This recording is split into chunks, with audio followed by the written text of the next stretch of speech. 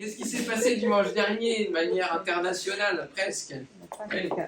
La Pâque. C'est la Pâque. Eh oui, et on a vu quoi alors pour la Pâque? La première Pâque.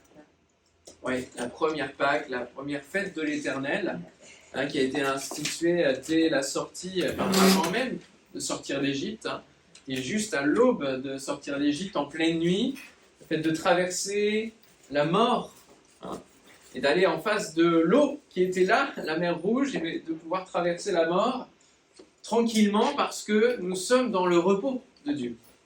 Dès maintenant, grâce au sacrifice de Christ. Voilà ce que nous avons vu. Vivre la Pâque, se préparer pour l'au-delà. Et être conscient de savoir si on veut vraiment quitter cette vie ou pas. C'était la question. Donc ça rejoint déjà le don spirituel qui a été donné là, quelques instants, sur quelle richesse on recherche, auquel on est le plus attaché. La crucifixion de Christ est comme la promesse de libération d'un monde esclavagiste et corrompu. Nous nous préparons à traverser la mort comme la mer Rouge en choisissant de suivre Jésus, notre Sauveur. Mais ça ne s'arrête pas là. Une fois qu'on est converti, eh bien, il faut avancer. On ne va pas rester au pied de la mer, on ne va pas rester et vouloir revenir en arrière. On va aller et on va avancer pour continuer à être intentionnellement dans le repos. Et donc, le deuxième titre aujourd'hui, la deuxième fête de l'Éternel. Minata, si tu peux mettre l'image. Fais de ta vie une maison de pain, mais sans levain. Pour prendre le jeu de mots. Vous allez voir que l'image est très importante dans tout ce qu'on va partager. Les images résument vraiment l'ensemble de la prédication. Fais de ta vie une maison de pain, mais sans levain. Vous comprenez qu'il y a deux manières d'écrire le vin. Le levain veillenne, comme je l'écris là, mais ce qui va nous intéresser, c'est le levain. L-E-V-A-I-N. La Pâque, après la Pâque, nous avons donc le sang de l'agneau représentant le sang de Christ et les pains sans levain représentant le corps de Christ. La fête va suivre dès le 15e jour, nous dit la parole, avec une fête qui s'appelle la fête des pains sans levain. En hébreu, c'est les matzot. Exode chapitre 12, verset 14. Si vous voulez venir avec moi, on va déjà se plonger dans le contexte de cette fête, comment elle a été donnée par le Seigneur, avec quelques détails importants. Exode 12, verset 14. Il va y avoir plusieurs textes aujourd'hui, suivez bien, mais soyons imprégnés de ces textes. Ce que je prêche, c'est la parole, et je prie que ce ne soit que la parole de Dieu. Vous conserverez le souvenir de ce jour et vous le célébrerez par une fête en l'honneur de l'Éternel. Vous le célébrerez comme une loi perpétuelle pour vos descendants. Pendant 7 jours, vous mangerez des pains sans levain. Dès le premier jour, il n'y aura plus de levain dans vos maisons, car toute personne qui mangera du pain levé, du 1er au 7e jour, sera retranchée d'Israël. Le premier jour, donc, vous aurez une sainte convocation, et le 7e jour, vous aurez une sainte convocation. On ne fera aucun travail ces jours-là. Vous pourrez seulement préparer la nourriture de chaque personne. Vous observerez la fête des pains sans levain, car c'est en ce jour même que j'aurais fait sortir vos armées du pays d'Égypte. Vous voyez comment il visualisait le peuple hébreu qui était sans armes réelles. Il le visualisait comme une armée, prêt à conquérir Canaan. Vous observerez ce jour comme une loi perpétuelle pour vos descendants. Le premier mois, le 14e jour du mois, au soir, vous mangerez des pains sans levain jusqu'au soir du 21e jour. Et donc, la Pâque est immolée entre le soir du 14e jour et du 15e. Pendant 7 jours, il ne se trouvera point de levain dans vos maisons. Vous voyez comment il insiste. Car toute personne qui mangera du pain levé sera retranchée de l'assemblée d'Israël, que ce soit un étranger ou un indigène. Vous ne mangerez point de pain levé. Dans toutes vos demeures, vous mangerez des pains sans levain. Amen. Ce qui est intéressant là pour notre semaine de prière, c'est qu'on va vivre une semaine où vous allez être dans vos maisons. Vous allez être chez vous. Et ce message-là concerne vraiment votre vie quotidienne spirituelle à la maison. À la maison.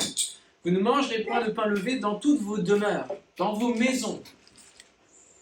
Et donc, de la même manière, votre vie, vous savez, est le temple du Saint-Esprit. Votre vie est une maison. Il n'y a plus la dimension du sang dans cette fête, puisque là, on est juste dans la dimension du pain. hein, donc du corps, quelque part, de la chair. Et ça va être l'image, cette fête des pains sans levain, du fait que Dieu pourvoit. Il y a autant des pains d'affliction, c'est comme ça qu'ils sont décrits dans la parole, des pains d'affliction parce que forcément, il y a un retour à Dieu qui est bon, mais qui rappelle qu'on s'est éloigné de Dieu. Donc on est dans l'affliction de ce qu'on a fait, de l'infidélité qu'on a eue vis-à-vis de Dieu. Mais il y a aussi dans cette fête la dimension d'un Dieu qui pourvoit. Et que les pains sans levain sont suffisants pour notre nourriture. Et que pour notre vie spirituelle, les pains sans levain sont suffisants. On a chanté « Cherchez d'abord le royaume de Dieu ». L'homme ne vivra pas de pain seulement, mais de toute parole qui sort de la bouche de Dieu. Et c'est ça l'important entre les richesses matérielles et les richesses spirituelles. Dieu va nourrir son peuple. Et dans le désert, alors qu'il n'y a rien à manger, Dieu va pourvoir. Donc c'est un objet de miracle, alléluia. La manne donnée au désert. Dieu va nourrir son peuple. Alors, premier point, il est intitulé « Le grand ménage de printemps ». Est-ce que vous avez l'habitude d'en faire? Quand les premiers rayons de soleil apparaissent, on fait le grand ménage de printemps, on nettoie les vitres, on essaye de faire un peu... Parce que comme il y a un renouveau au niveau de la nature, on ressent aussi le besoin d'un renouveau dans la maison, dans notre chez nous. Et ça tombe bien parce que la fête des pains sans levain, c'est une fête du printemps. En fait, il y a plusieurs fêtes qui sont dans le printemps, 3 fêtes du printemps, et puis la Pentecôte qui est un peu au milieu, et puis les fêtes automnales. Voilà. Et donc, c'est une fête du printemps. Elle commençait dans la foulée de la Pâque, parfois le premier jour donc, des pains sans levain était le jour de la Pâque, donc il ne faut pas les séparer, ça va avec, ça va ensemble, c'est lié. Toutes les fêtes sont liées les unes aux autres, et se font écho. Il fallait donc enlever le levain. Et au fur et à mesure du temps, les Israélites à l'approche de la Pâque qui venait, ont commencé à nettoyer leur maison avant que la fête ne démarre. Non plus le premier jour, mais avant que la fête ne démarre, ils ont nettoyé leur maison du levain. Et il y a une insistance à 3 reprises. Pourquoi? Pourquoi c'est important d'enlever le levain de la maison?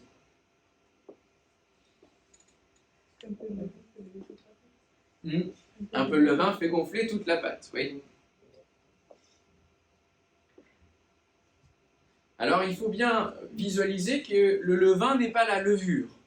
La levure qu'on a aujourd'hui fait gonfler nos pâtes, c'est une poudre qui est facile à mettre. Le levain, lui, il met du temps à se préparer. C'est un mélange qui fermente, qui gonfle, que l'on garde et que l'on incorpore à la pâte. Et qui peut moisir, tout à fait. Comme la manne, si elle n'était pas prise le jour même, tout à fait. Et de laquelle, ensuite, ils sont morts avec la manne au désert, puisqu'ils n'ont pas suivi le Seigneur. Et donc, il y a une insistance à enlever le levain, parce que ce mélange, justement, peut moisir, peut fermenter, donc il faut l'enlever, puisqu'il ne sera pas utilisé. Mais aussi, bien sûr, c'est la symbolique qu'il y a derrière le levain, qui fait que cet acte-là, ce rituel-là physique, amène à se rappeler de la symbolique, d'enlever ce que symbolise le levain dans la parole de Dieu. Et qu'est-ce qu'il symbolise? Le péché, pas que. L'orgueil, on peut le mettre dedans. La corruption, le mélange avec le peuple. Part de corruption, ok. Quand Jésus va parler du levain des pharisiens, du levain d'Hérode, gardez-vous du levain des pharisiens. Eh oui, la doctrine faussée, corrompue. En fait, la symbolique, c'est l'influence mauvaise. Et c'est pour ça que vous avez cette image. Parce qu'en fait, dans votre maison, vous allez enlever l'influence qui est autour de vous, qui voudrait vous faire gonfler, qui voudrait vous amener justement sur une voie de l'orgueil, sur une voie de la suffisance, de l'autosuffisance, sur la voie où on peut se livrer au péché, il n'y a pas de problème. Toute cette influence-là qui nous enveloppe si facilement dans ce monde.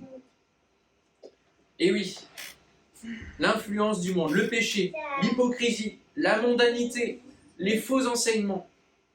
Nous parlions la semaine dernière des attaches au monde dans ce premier volet. Et si le peuple hébreu avait attendu que la pâte se lève, s'ils avaient fait des pains avec le vin, ils n'auraient pas été dans le timing de Dieu. Ils n'auraient pas pu obéir. Et ils auraient joué dans le temps avec leur ennemi. Et parfois, c'est ce que nous faisons si nous ne faisons pas le ménage. Nous disons, le Seigneur revient, mais en attendant, je peux quand même essayer de... avec le monde. Ah, le Seigneur ne parle-t-il pas de faire ami avec les richesses injustes, etc. On va se trouver des arguments qui vont justifier nos manières de nous attacher au monde. Et le Seigneur, ce matin, nous dit, il faut que tu fasses du ménage. Il faut que tu fasses du ménage. Et la semaine de prière qui vient devant vous va vous servir à cela, va nous servir à faire du ménage.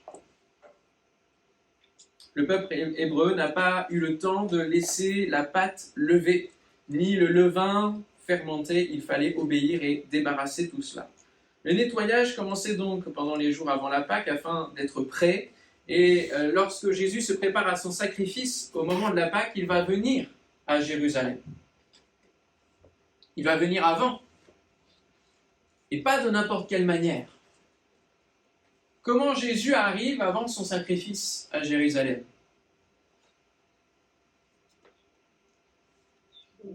Sur un âne, même précisant sur un ânon, encore plus petit. Signe d'humilité, parce qu'il y avait besoin d'une leçon d'humilité.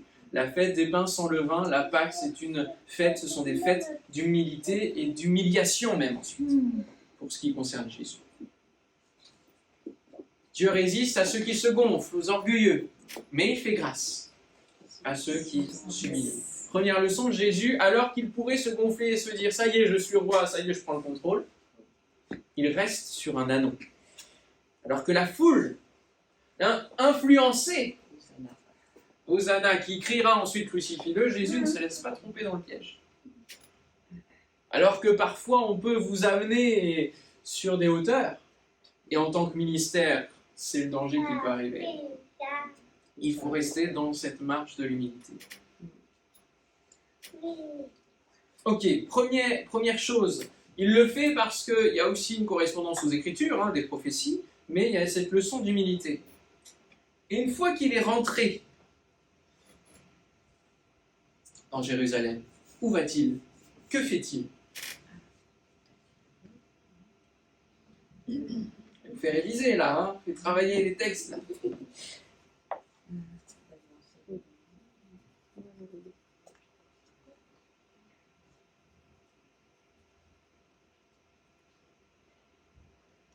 Voilà, c'est bon. Avant d'enseigner au temple, il va faire quelque chose au niveau du temple. Il va faire le grand ménage de printemps. Il va nettoyer la maison du levain, des changeurs. Il va purifier le temple. Alors on a toute la question autour de Mammon et des attaches, bien sûr, spirituelles, mais là on a une purification du temple parce que Jésus rappelle, c'est la fête des pains sans levain, c'est la Pâque qui arrive et il faut nettoyer tout ce qui s'est agglutiné, ce qui s'est ajouté à la parole de Dieu. Et dans nos vies, on a des choses qui s'ajoutent, qui s'agglutinent comme ça. Et qui font fermenter, qui font pourrir l'ensemble, qui font lever l'ensemble, et qui nous amènent à avoir un contre-témoignage. Le timing de Dieu n'est jamais au hasard, quand on y regarde de près. Il vient pile au moment où les maisons sont en train d'être nettoyées. Et il dit, mais en fait, vous nettoyez vos maisons, mais le temple lui-même de Dieu, la maison de Dieu elle-même, n'est pas nettoyée. Et donc je m'en charge. Et j'aime beaucoup ce texte parce que ça nous parle véritablement du temple que nous sommes, de la maison que nous sommes. Dans quel état est ta maison aujourd'hui? Est-ce une caverne de voleurs? Une maison où on laisse passer plein de choses? Ou est-ce que c'est une maison de prière qui est restaurée, qui est pour tous les peuples, mais une maison de prière? L'apôtre Paul dira « priez sans cesse ». Pourquoi faut-il prier sans cesse?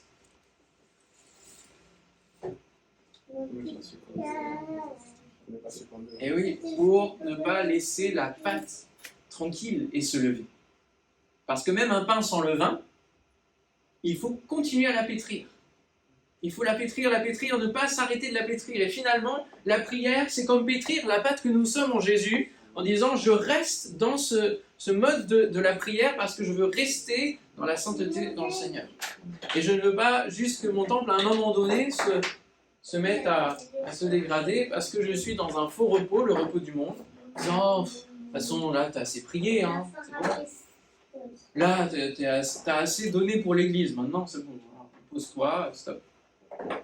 On a des conseils comme ça qui se veulent bons. Alors après, je dis pas, il y a des notions d'équilibre. Il y en a qui se tuent dans l'activisme dans l'Église.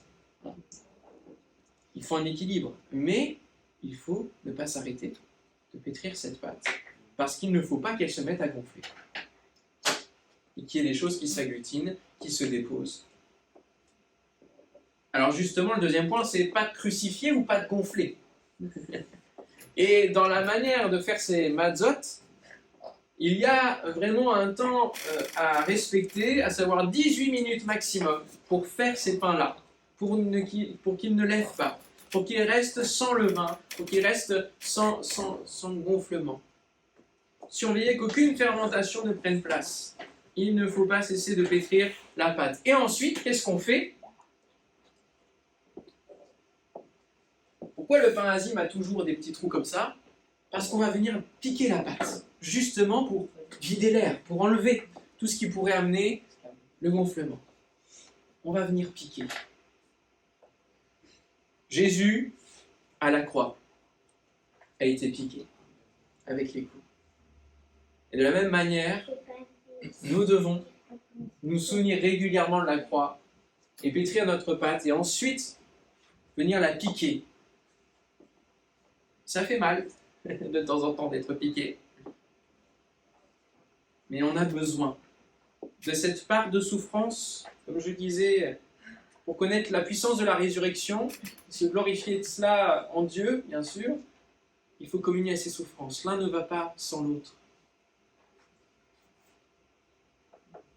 Les pains sans levain sont des pains d'affliction, de humiliation, de misère, de souffrance. Et nous avons besoin, non pas d'être là à nous flageller, mais d'être conscients que nous passons par des temps de crucifixion, de mort à nous-mêmes, où à chaque fois que la tentation arrive, nous allons venir dans notre temple intérieur, en présence de Christ, en disant « Seigneur, remets-moi un coup de marteau, pour que ma pâte reste intacte, intègre, et que je te ressemble. » Notre rapport à l'influence de ce monde doit être radical. On ne peut pas avoir de demi-mesure. Vous le relirez dans les livrets que je vais vous donner. On ne peut pas avoir de demi-mesure avec le péché, avec l'influence du monde. C'est difficile d'être radical, mais il faut. Pourquoi ? Parce qu'Apocalypse 3,16 dit à l'église de Laodicée, « Ainsi, parce que tu es tiède, et que tu n'es ni froid ni bouillant, il y a de la radicalité, d'un bord comme d'un autre. Tu peux choisir soit d'être froid et de ne plus être en Dieu complètement, soit d'être bouillant et d'être en Dieu complètement. Mais si tu es tiède, c'est en un entre-deux qui fait que je te vomirai de ma bouche. » Pendant la semaine de jeûne et prière que nous aurons, prenons le temps de faire donc ce ménage et de crucifier notre chair. L'apôtre Paul le rappelle régulièrement, traite durement son corps, il dit « J'ai été crucifié avec Christ, et si je vis, ce n'est plus moi qui vis, c'est Christ qui vit en moi, etc. » Relisez Galates, relisez les Épîtres, il y a tout un travail de notre cœur, de notre chair, et justement ces Épîtres de Paul sont comme des fourchettes pour les églises de l'époque. Parce que ça a beau être les premières églises, les premiers temps chrétiens, et ben, ça se met à gonfler de différentes manières. Il y a des choses qui se déforment dans l'enseignement des fondamentaux. Et alors il revient régulièrement sur ces fondamentaux, il va dire « Je ne cesse de répéter les mêmes choses, je reviens, je repique cette pâte. » Afin de préserver la vérité. Galates 5, versets 7 à 9, « Vous couriez bien, qui vous a arrêté ? pour vous empêcher d'obéir à la vérité. On l'avait lu déjà par rapport à la fait de courir, de combattre le bon combat, de courir la bonne course. Cette influence ne vient pas de celui qui vous appelle. Un peu de levain fait lever toute la pâte. Le contexte des Galates, précisément, c'est que c'est un peuple qui vient de Gaule et qui s'est installé, en Asie mineure, au cœur de la Turquie actuelle. Hein, et ils avaient trois tribus quelque part, trois peuplades, et ils s'étaient mélangés à l'influence grecque, à l'influence qui était là, présente. Donc il y avait tout un mélange. Et une fois qu'ils ont ouvert leur cœur au Seigneur, alors que c'était des peuples violents, comme quoi l'évangile peut transformer n'importe qui, eh bien des judaïsants sont venus et ont dit, mais en fait, là vous n'êtes pas chrétien jusqu'au bout. En fait, il faut vous circonciser. Il faut faire ceci, tel rite, tel rituel, parce que... Et il y en a encore aujourd'hui qui plongent dans cet axe-là, de dire, bah oui, mais il faut qu'on remette en place les fêtes de l'Éternel, il faut qu'on remette le temple, etc. Parce qu'en fait, on revient au rite qu'on aime bien, parce que finalement, le sens symbolique, on n'en veut plus trop. On revient à l'Ancien Testament. Et Paul leur a dit, non. Qui vous a arrêté? Qui vous a arrêté? Et donc, il met un coup de fourchette là, un coup de piquant, pour remettre les choses. Les œuvres de la chair, toujours dans la même épître, sont manifestes. Elles se manifestent, elles sont là, elles gonflent. Ce sont l'impudicité, l'impureté, la dissolution, l'idolâtrie, la magie, les inimitiés, les querelles, les jalousies, les animosités. Le mot animosité, je trouve, correspond bien à ce fait de faire des bulles. Hein. Animosité. Les disputes, les divisions, les sectes, l'envie, l'ivrognerie, les excès de table et les choses semblables. Voilà les œuvres de la chair.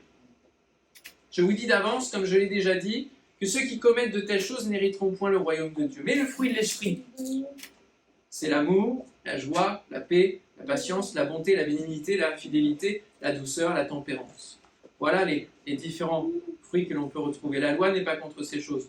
Ceux qui sont à Jésus-Christ ont, c'est comme ça qu'il conclut, hein, ces deux listes, ont crucifié la chair, avec ses passions et ses désirs. Combien c'est difficile. Les passions, les désirs sont là devant nos yeux et nous attirent. Mais pour avoir du repos en Dieu, de manière intentionnelle, il te faut ne pas laisser le péché se reposer dans ta vie. Il ne s'agit pas de juste... Il y a une part où, oui, on se confie dans le fait qu'à la croix, Jésus a vaincu le péché. C'est vrai. Mais il y a notre part. Et dans le salut, il y a la part de l'homme et il y a la part de Dieu. Il y a ces deux parts-là. Et dans la suite de la vie chrétienne sur cette terre, il faut continuer cette part de l'homme.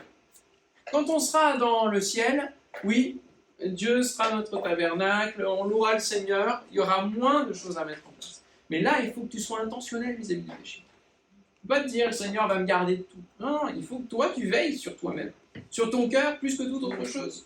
Il faut veiller.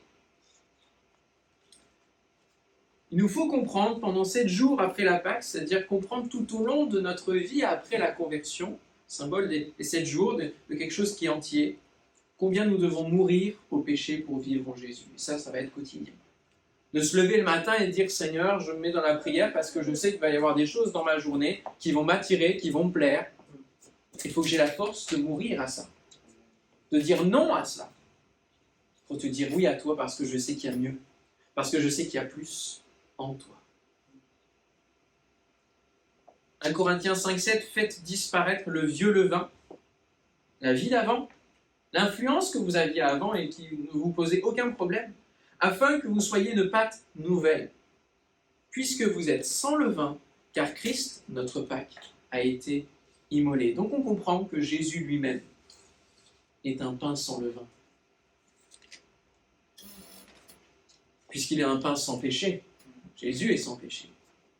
Et le troisième point est intitulé « Le seul pain qu'on n'a pas envie de manger ». Je sais pas pour vous, mais quand on prend la Sainte Seine avec du pain azime, ben moi je préfère la brioche. Parce que le pain azime, ça n'a pas de goût. C'est tout sec, ça craque, ça colle bien dans les dents. Hein. C'est tout plat, ça n'a rien qui donne envie, n'est-ce pas? Là, on comprend bien le sacrifice de Christ avec le pain azime, parce que vraiment, il n'y a rien qui donne envie, rien d'agréable. C'est pas un pain qu'on mange comme ça, avec joie, avec plaisir. D'où le nom de pain d'affliction. Vous êtes d'accord avec ça? Enfin, je sais pas. Il y en a qui partagent mon avis sur la question. À l'époque où j'ai vu ça, On préfère les bonnes viennoiseries, les pains au chocolat, les brioches de papillou, tout ça, parce que c'est bon. On a l'impression d'être plus nourri qu'avec un truc tout plat, qui fait quelques millimètres d'épaisseur.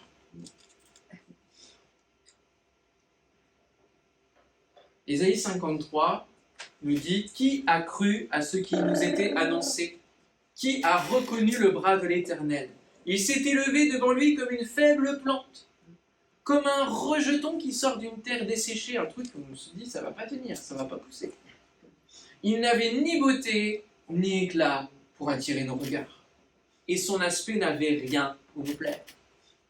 La fête des pains sans levain, elle n'est pas faite pour te faire plaisir. Elle est faite pour que Jésus se glorifie en toi. Pour que le levain du royaume de Dieu, le seul bon levain, puisse s'élever en toi. S'il y a le levain du monde, ça ne peut pas laisser place au levain du royaume de Dieu. Et l'on regarde Jésus, on regarde les chrétiens en disant « Mais qu'est-ce que c'est que ça? Qu'est-ce que c'est que ce type de vie? Choisir de suivre Christ jusqu'au point de se faire tuer? Qu'est-ce que c'est cela? Qu'est-ce que c'est que ce pain azime ?» Un peu avec mépris. Et ça nous ramène à cette question des Israélites dans le désert en regardant la manne et en disant « Qu'est-ce que c'est que ça ?» Alors eux, c'était une question de curiosité, mais aujourd'hui on est peut-être dans une question de mépris. Mais qu'est-ce qu'on va faire avec un Dieu qui meurt sur la croix? C'est pour ça que c'est difficile à comprendre certains dans ce monde. Un Dieu qui meurt sur une croix, vous croyez vraiment qu'on va gober ça? C'est le seul pain qu'on n'a pas envie de manger. Si je vous dis, allez, on prie et on jeûne pendant toute une semaine avec que de l'eau, ça donne envie?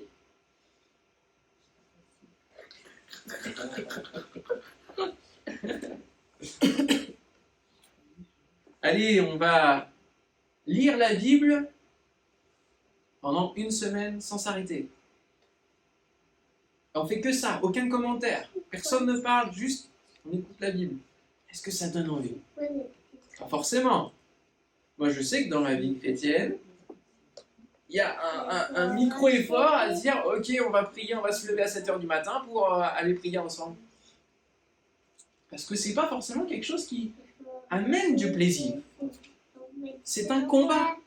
Et on n'aime pas forcément le combat. On n'aime pas forcément aller au-devant de la mer Rouge. On n'aime pas forcément se bouger pour conquérir un pays.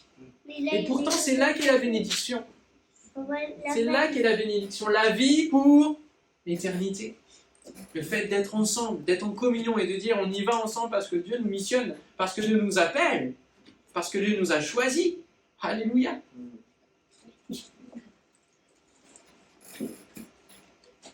On est plutôt en mode Ève, n'est-ce pas, devant le fruit, que l'on trouve agréable à la vue et bizarrement bon à manger, alors qu'on n'en a jamais goûté.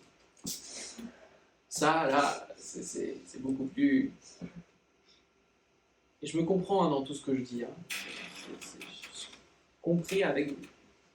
Parce que c'est difficile de résister à un bel arbre, à de beaux fruits.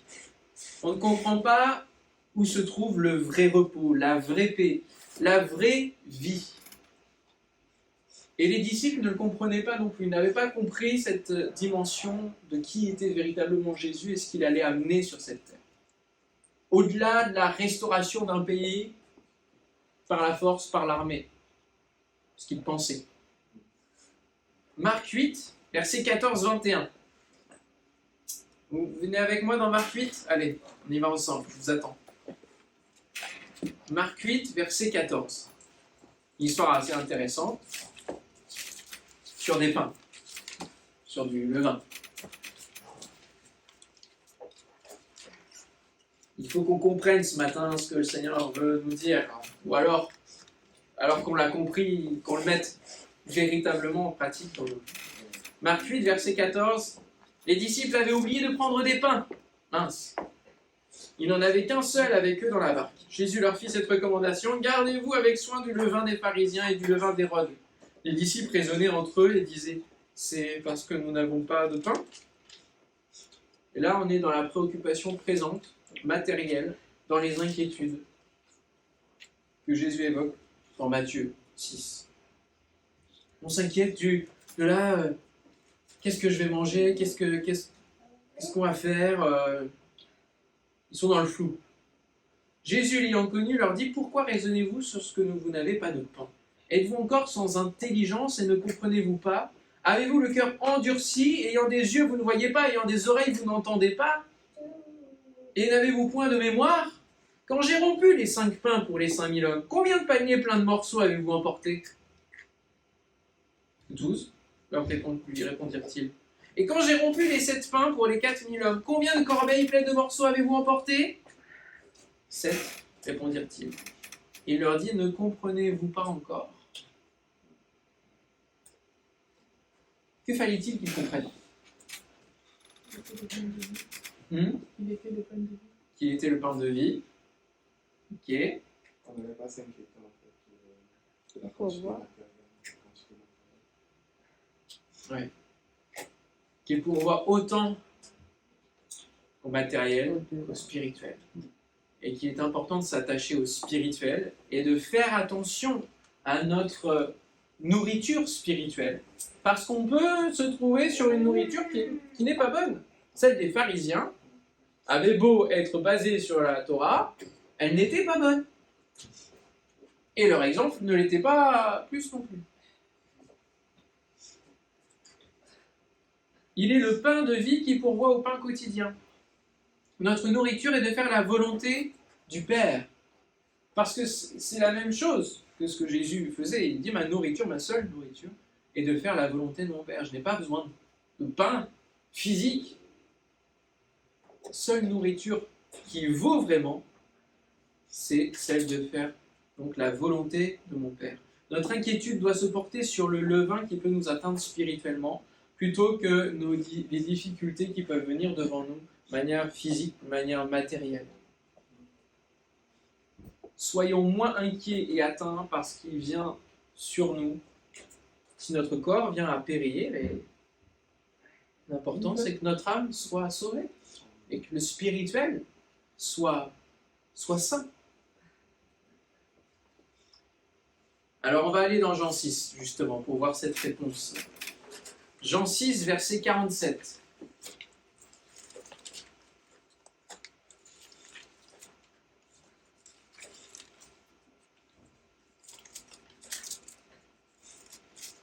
En vérité, je vous le dis, celui qui croit en moi a la vie éternelle.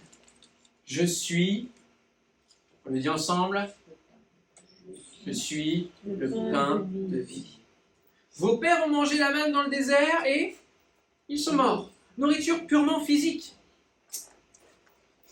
Ils sont morts. Ça n'a pas apporté la vie éternelle, ça.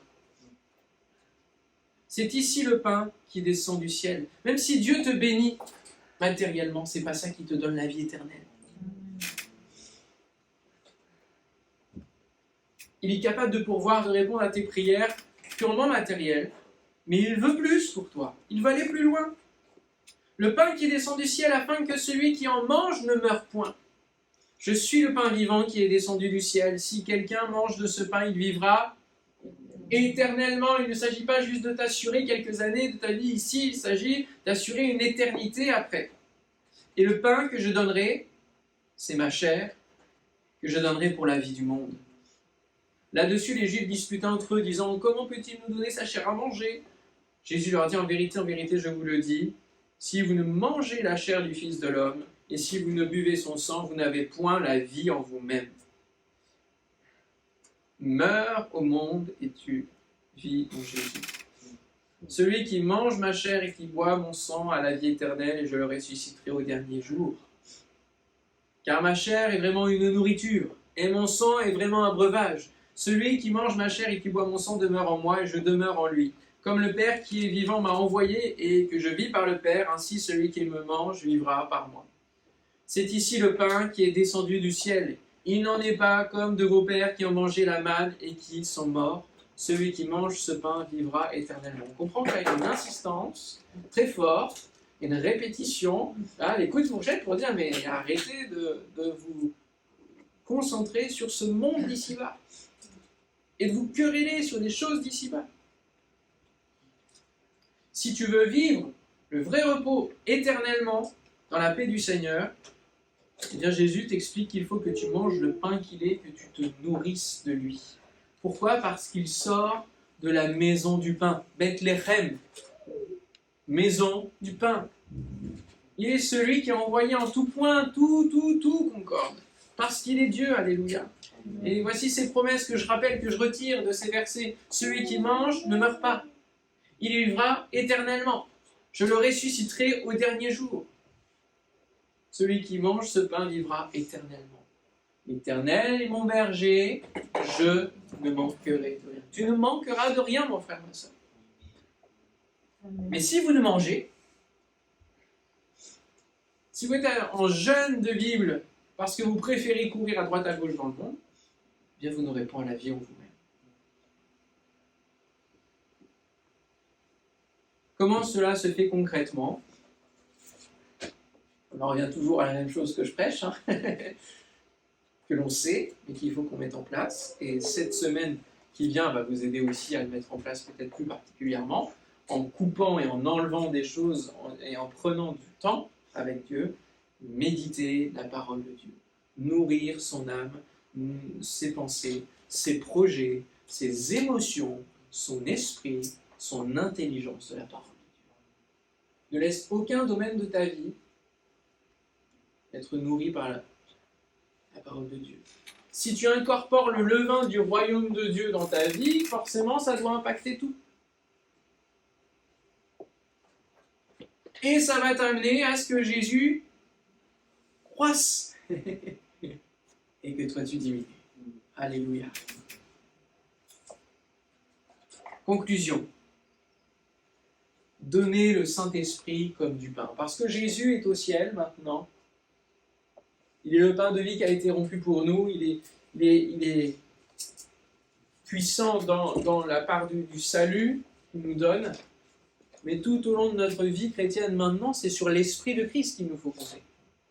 Il nous faut nous appuyer. Nous sommes la maison de prière, le temple du Saint-Esprit, de l'Esprit de Christ. Et donc, le Saint-Esprit va être un petit peu notre nourrisseur du pain qu'est Christ. En nous expliquant la parole, en nous la révélant, en nous amenant dans le conseil, dans le discernement, dans l'avertissement, dans la prophétie, et en aiguisant notre conscience dans l'équilibre entre le bien et le mal, en nous disant ce que tu t'apprêtes à faire là, t'es sûr que je pense que c'est pas bon. Ah.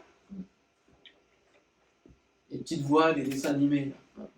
Alors, en fait, chez nous, c'est le Saint-Esprit qui fait ça. Hein.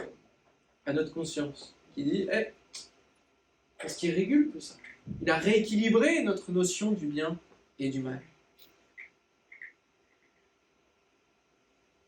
Luc 11, verset 9, « Moi je vous dis, demandez, et l'on vous donnera. Cherchez, et vous trouverez. » Comme quoi, il y a quand même une part de choses à faire. Frappez, et l'on vous ouvrira. Ça concerne Dieu que de donner, que de trouver, et d'ouvrir la porte. Ça, c'est la part de Dieu. Mais nous, notre part, c'est ces trois impératifs. Demandez, chercher, frapper. Et c'est ce qu'on va faire cette semaine, en priant. Car quiconque demande reçoit, celui qui cherche trouve, et l'on ouvre à celui qui frappe. Quel est parmi vous le père qui donnera une pierre à son fils s'il lui demande ? Du pain. Ou s'il demande un poisson, lui donnera-t-il un serpent au lieu d'un poisson? Ce sera peut-être de l'anguille, mais... Ou s'il demande un œuf, lui donnera-t-il un scorpion? Si donc méchant comme vous l'êtes, vous savez donner de bonnes choses à vos enfants, à combien plus forte raison le Père Céleste donnera-t-il le Saint-Esprit, comme le pain, à ceux qui le lui demandent? Alléluia. Pour rester saint, il faut que le Saint-Esprit réside en toi. Si tu veux être comme ça, comme ce plein asile qui reste intègre et qui va obtenir, hériter la vie éternelle, il faut que tu aies l'Esprit de Dieu en toi. C'est tout. Qui va te donner tout ce que j'ai décrit auparavant. C'est pour cela que l'apôtre Paul dit, soyez remplis du Saint-Esprit, mais que juste avant, il va dire, ne vous enivrez pas de vin, maison de pain, mais sans le vin, mon frère, ma soeur. C'est de la débauche. Comprenons que plus nous nous détendons quant au levain, plus la chair est influencée, et comme elle est faible, elle tombe. Ce que Jésus dira juste avant l'épreuve de la croix, qui était éminemment spirituel. On tombe, parce que la chair, elle n'est pas préparée à ça. Mais l'esprit est bien disposé. Donc si ton esprit est rempli du Saint-Esprit, alors tu peux traverser les épreuves. Tu peux les traverser. Alors ta maison remplie de pain de Jésus par son esprit va être là et va enlever le levain. Je citerai un dernier texte qui est intéressant et qui est une remarque importante, parce qu'il y a des moments où on peut se retrouver, et je pense que c'est la parole qui le dit, on va se retrouver dans des temps qui vont être dans le même état que Noé, mais aussi que Sodome et Gomorrhe. Parce que l'iniquité va s'accroître. Et ça va gonfler autour de notre maison. Ça va gonfler l'influence. Et ce qui est intéressant, c'est que dans ce Sodome et Gomorrhe, il y a des anges qui vont être envoyés pour sauver Lot, grâce à l'intercession d'Abraham. Et nous sommes un petit peu comme Abraham, à intercéder pour ceux qui connaissent le Seigneur, mais qui sont environnés d'une telle influence qu'ils ont du mal à sortir de Sodome et Gomorrhe. Et il y a un texte, donc, dans l'histoire de Lot, où il y a donc ces deux anges qui arrivent à Sodome sur le soir, et Lot était assis à la porte de Sodome. Quand Lot les vit, il se leva pour aller au-devant d'eux, et se prosterna la face contre terre. Chut. Puis il dit, voici, mes seigneurs, entrez, je vous prie, dans la maison de votre serviteur, et passez-y la nuit. Lavez-vous les pieds, vous vous lèverez demain matin, et vous poursuivrez votre route. Il n'a pas saisi que c'était pour lui qui venait, mais bon. Non, répondirent-ils, nous passerons la nuit dans la rue. Mais Lot les pressa tellement qu'ils vinrent chez lui et entrèrent dans sa maison. Il leur donna un festin et fit cuire des pains sans levain. Et ils mangèrent. Juste une chose, Abraham, Lot, on est d'accord? C'est avant la fête des pains sans levain. Ok? Donc Lot, même s'il ne comprenait pas tout parce qu'il était tellement influencé autour qu'il avait des choses qui... Il a eu quand même certaines parts de prise de conscience et il a fait cuire des pains sans levain. Symbole fort. Et il a été sauvé de Sodome et Gomorrhe. In extremis. Comme la Bible dit, comme au travers du feu. Et il y en a qui vont sortir comme ça. Donc il faut qu'on continue de prier, d'intercéder. Il faut qu'on continue d'annoncer l'évangile. Même si la nuit vient où plus personne ne peut travailler, continuons, faisons le maximum et on va distribuer des appels de la vie, on va inviter pour le repas de la joie, on va continuer de se bouger, on va continuer de faire des efforts. Même si le projet local c'est pas ça, parce qu'on n'a peut-être pas compris ce qu'il fallait, bref, on va continuer d'annoncer Jésus, le pain de vie. Alléluia. Parce qu'on peut, par notre intercession, aider à ce qu'il y en ait qui sortent de Sodome et Gomorrhe à la fin des temps. Et qui soient sauvés. Alléluia. Gloire à Dieu. On prie le Seigneur. Il y a une dernière remarque avant de prier. Je l'ai notée là. Je pense que c'est important de la dire. C'est que le prophète Michée a annoncé la vraie parole, la vraie prophétie de Dieu au roi Akab, alors que tous les prophètes allaient dans le sens d'Akab pour lui dire oui, tu vas être vainqueur, etc. Alors que ce n'était pas du tout la parole de Dieu. En fait, il y avait un esprit de mensonge qui avait été permis par Dieu sur tout l'ensemble des prophètes. Et Akab a compris. Donc il fait appeler Michée, pour que Michée, qu'il s'intègre, puisse dire la parole de Dieu. Donc au début, Michée dit la même chose, parce que voilà, c'est le mensonge général qui dit la même chose. Puis Akab lui dit non, dis-moi le vrai truc. Michée va lui dire la vraie parole sur le fait qu'il ne va pas gagner et puis que voilà, ça va être la déconfiture jusqu'à la mort du roi, s'il va combattre. Ça enflamme la colère d'Akab, parce qu'Akab, il est quand même pas net du tout spirituellement. Hein. Il fait emprisonner Michée.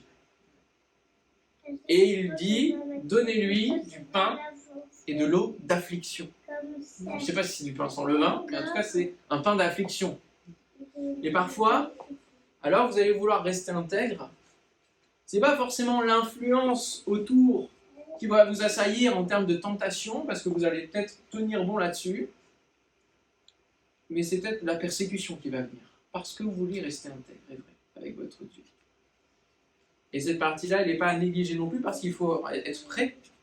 J'ai cherché quelle était la fin de la vie de Michée, je ne sais pas j'ai pas trouvé, donc possible qu'il n'ait pas forcément bien fini en termes de vie, vous comprenez, qu'il soit sorti vraiment de prison à un moment donné. Mais on a ce pain avec nous, et il faut garder ce pain. C'est suffisant, même si on est persécuté, même s'il y a un combat contre la vérité qui dérange, parce que c'est une lumière. Maintiens cela, maintiens cela. Seigneur, merci parce que tu prends soin de nous et tu nous communiques ta parole avec puissance, avec autorité, avec l'inspiration de ton esprit. Et Seigneur, quelle grâce que de voir encore d'une manière générale ta parole être en cohérence complète, parfaite. Sur cette dimension de la fête des pains sans levain, Seigneur, donne-nous d'être chacun des maisons de prière, des maisons où le pain de Christ est là, abondant, et où le levain de l'influence du monde est autour, oui, parce qu'on ne peut pas l'enlever, on vit dans ce monde, il n'y a pas de problème, mais où elle n'en rentre pas dans notre cœur. Seigneur, merci parce que tu nous aides à tenir bon dans ces temps difficiles où Sodome et Gomorrhe, cet esprit-là, s'intensifie. Les lois iniques sont votées, où il y a une permission de tellement de choses, où le bien et le mal, dans leurs qualifications, sont complètement inversées. Donne-nous de tenir dans ta vérité. Donne-nous de nous sanctifier par ta parole, parce que ta parole est la vérité. Et c'est elle qui va nous donner d'être dans cette intégrité. Seigneur, donne-nous d'accepter les clous. Seigneur, les choses qui piquent ce matin, qui nous ont piqué ce matin, donne-nous, Seigneur, de les travailler cette semaine. Que cette semaine soit une semaine où véritablement il y a des choses qui nous transforment. De gloire en gloire par ton esprit, Seigneur. Alléluia. Donne-nous de plonger, Seigneur, dans les yeux, dans ta parole, de nous nourrir de toi, Seigneur, chaque jour, de plus en plus. Donne-nous de comprendre que c'est véritablement là la priorité. Seigneur, de rechercher les richesses spirituelles. Ça ne veut pas dire qu'il ne faut aucune richesse matérielle, mais que les priorités soient aux bons endroits. Amen. Au nom de Jésus. Amen. Merci parce que tu pourvois sur les deux plans. Et que tu fais une œuvre de grandeur. Mais Seigneur, tu viens nous donner, par le fait de croire en toi, par la foi, Seigneur, de chasser les inquiétudes quant au présent, quant au matériel. Seigneur, de nous fixer sur toi, le pain descendu du ciel. Alléluia. Que ton nom soit béni, Seigneur. Amen. Amen. Alléluia. Gloire à Dieu.